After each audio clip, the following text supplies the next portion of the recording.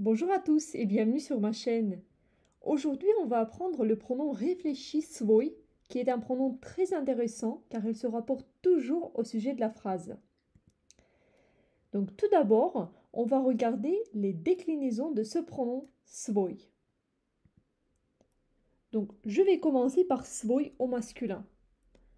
Donc svoj, svojevo, svojemu, svoj, svojim, svojom. Au féminin, svoja, svojej, svojej, svoju, svojej, svojej.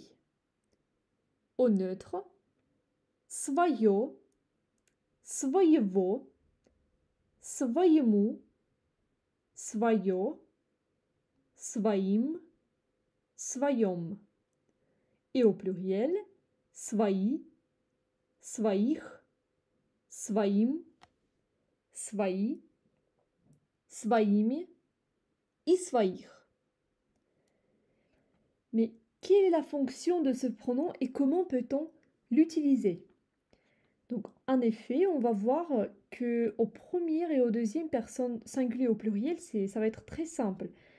Parce que si on prend l'exemple, donc à l'aéroport, в аэропорту, si on dit par exemple, si on pose une question, Ты видишь свой чемодан?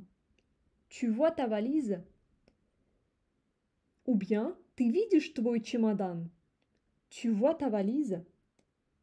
Donc, on peut constater que les phrases, donc la première et la deuxième phrase, sont synonymiques.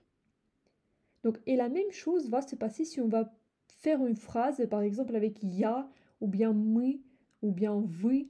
D'accord? Si je prends par exemple une phrase Я вижу свой чемодан, et par exemple Я вижу свой дом, Я вижу мой дом.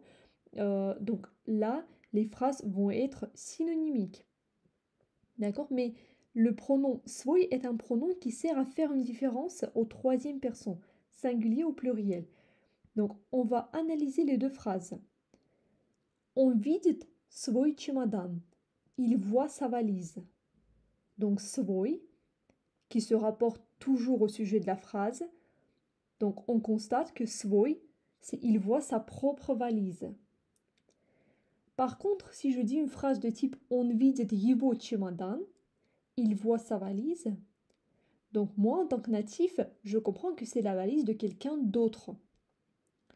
Donc quand on me dit une phrase On vidit его чемодан, je comprends qu'il voit la valise d'un autre homme, d'une autre personne. Donc il voit sa valise, donc la valise de quelqu'un.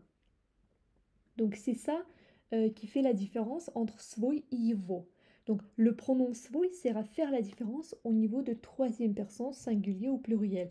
Par contre, les phrases au premier ou deuxième personne, singulier ou pluriel, restent synonymiques. Donc voilà pour aujourd'hui, j'espère que vous avez aimé cette vidéo et si vous avez des questions, n'hésitez pas à me les poser en commentaire. Paka paka!